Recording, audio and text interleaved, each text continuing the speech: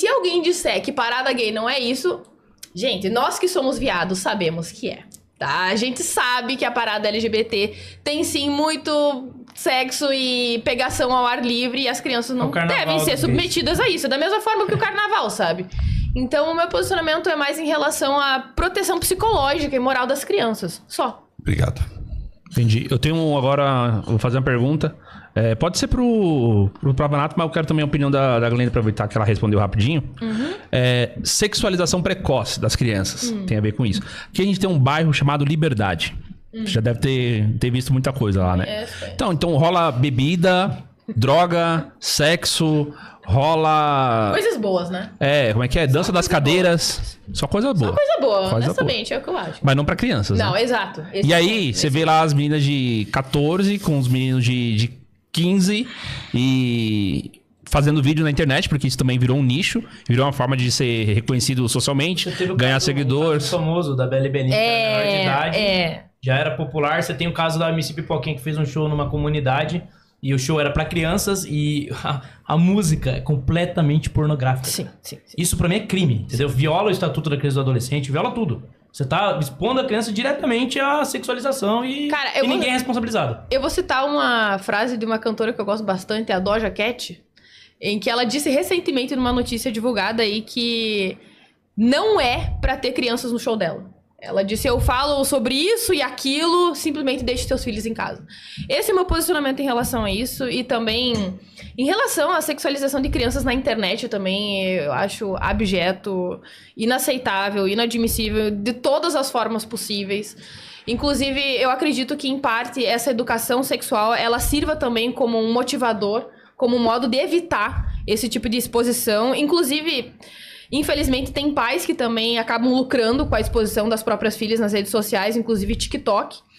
Então, o meu posicionamento é... Simplesmente, eu considero isso uma aberração. Eu penso a Bela e Belinha vendia os packs dela, né? Exato. Vendia os packs dela mesmo, sendo menor de idade. Eu sou contra isso, não tenho o que argumentar. E é bom que tem um nível de bom senso aqui, porque não dá, cara. E é engraçado que...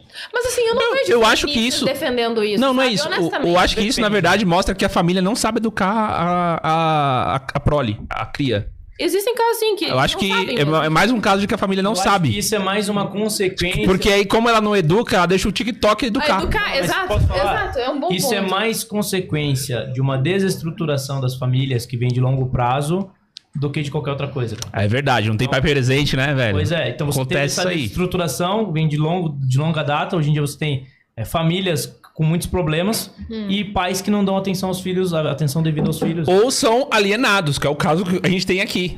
Mas se 80% das denúncias são falsas e o Nego Di, que tem dinheiro, visibilidade, não consegue ver o filho, e o filho tá crescendo sem a referência do pai, imagina um cara que não tem... O cara exposto, ele às vezes é mais alvo do que uma pessoa menos exposta, né? Que ele acaba virando uma vitrine ali. E eu acho engraçado isso, né? Porque às vezes, em nome de uma causa supostamente feminista ali, de defesa das mulheres, etc., você até tolera uma injustiça. Então você tolera apedrejar um cara publicamente, destruir a reputação dele publicamente, porque, de alguma forma, na cabeça maluca dessas pessoas, você tá tendo um ganho da agenda feminista contra o machismo, entendeu? Então... por isso que eu falei que eu não vou me posicionar com medo de contribuir para uma determinada agenda, porque eu não compro pacotes prontos. Tá? Definitivamente eu me recuso a fazer isso. Feminismo já? Tá, mas peraí, em relação a essa questão aí de agenda, de qualquer forma, teve uma vez que eu soube de um caso em que uma jovem, uma menor de idade, estava vendendo packs, alguma coisa assim. E aí uma pessoa se posicionou contra e a resposta dela disse, eu sou dona do meu próprio corpo.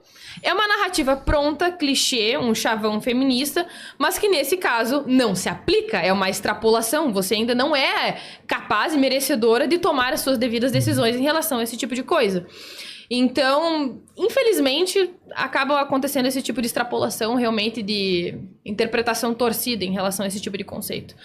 Mas eu até gostaria de te perguntar em relação a isso. Tu não acha que feministas, no geral, elas se posicionam muito contra a sexualização, inclusive das mulheres adultas, no geral? E isso incluiria também as crianças e adolescentes? Porque eu não vejo feministas defendendo sexualização de crianças e MC Pipoquinha trazendo menores de idade. Muito pelo contrário, elas costumam até fazer um alvoroço quando veio uma guria de 17 anos namorando um cara de 18, sabe? Até considerando que, em proporção, a diferença é ridícula, é praticamente insignificante. Tu não acha que, no geral, elas são bem contra isso? Cara, eu vou só pontuar uma coisa que ficou na minha cabeça e eu acabei esquecendo, da relação ao aborto ainda, mas é bem rápido. Ok. Não, é que a gente tava discutindo aqui, daí você falou sobre uma vida em potencial, etc. Okay. Eu não defendo que o ser humano em gestação ele seja uma vida em potencial. Eu defendo que ele é um ser humano em essência. Então, ele não é um potencial ser humano, ele já é um ser humano. Ele só vai se desenvolver. Então, é só para deixar clara essa conceituação. E respondendo a sua pergunta, eu acho que depende da feminista, né? Eu vejo que tem uma ala do feminismo chamada de feminismo radical, que muitas vezes eles são muito mais conscientes do que as feministas supostamente moderadas, que realmente critica a sexualização. E eu também acho que é prejudicial para as mulheres a objetificação pública. Eu acho que, por exemplo, figuras como a Anitta, eu acho que elas mais contribuem negativamente para mulheres do que a favor. Então, eu vejo que tem um grupo de feministas que concordam em alguns aspectos comigo nesse sentido, mas não vejo que é geral, não. Eu vejo muita mulher que, em nome de uma suposta liberdade sexual, bate palma pra erotização, bate palma pra exposição sexual. E eu acho que essa hiperexposição, ela desvaloriza as mulheres enquanto mulheres. E eu acho que ela incentiva um comportamento que vocês chamam de predatório por parte dos homens. Tá, então, nesse aspecto, tu concorda com as feministas mais radicais? E da mesma forma que essas mesmas feministas mais radicais, elas se colocam contra, que nem a J.K. Rowling, elas colocam contra, por exemplo, trans no banheiro, coloca contra trans no esporte. Sim. Então, nesses aspectos, eu acho que elas são mais racionais do que as supostas moderadas. Ok, tá bom. Quem faz a pergunta do feminismo mesmo? Acho que é você, né? Era tu. Quer que eu faça a pergunta? Pode fazer. Feminismo. Não lembro o que é a pergunta de feminismo. Eu trouxe um monte de papel, tudo espalhado nesse carro. Você acha que o feminismo, ele é uma ideologia que defende a liberdade? E se o feminismo é uma ideologia que defende a liberdade das mulheres e você é uma feminista, você defende a liberdade das mulheres? Olha, a princípio sim, né? Sim? Sim. Tá. O que você acha de uma mulher que opta por ser dona de casa e não sair para trabalhar e ser sustentada pelo marido e ela acha que essa é o modelo de vida? Ela tem esse direito? Ela deve ser assim ou não? Eu penso que ela deve ter esse direito, embora eu discorde desse modo de vida. Você isso. Discorda? O meu posicionamento é que uma pessoa ela deve ter o direito, a garantia institucional e cultural e social de agir como ela quiser. Agora, eu tenho as minhas percepções críticas em relação a isso e eu acho que é totalmente saudável uma sociedade liberal que respeita a liberdade de expressão. Esse é o meu posicionamento em relação a isso. Então, pra você, não, né, do ponto de vista prático, não tem problema nenhum uma mulher que não queira ser uma mulher engajada, que ela não queira trabalhar fora. Ela quer simplesmente cuidar da família dela. Ela quer simplesmente cuidar do marido dela e... Que vai ser a sua esposa, né? Acho que não. Só pros outros, né? Sempre essa, né?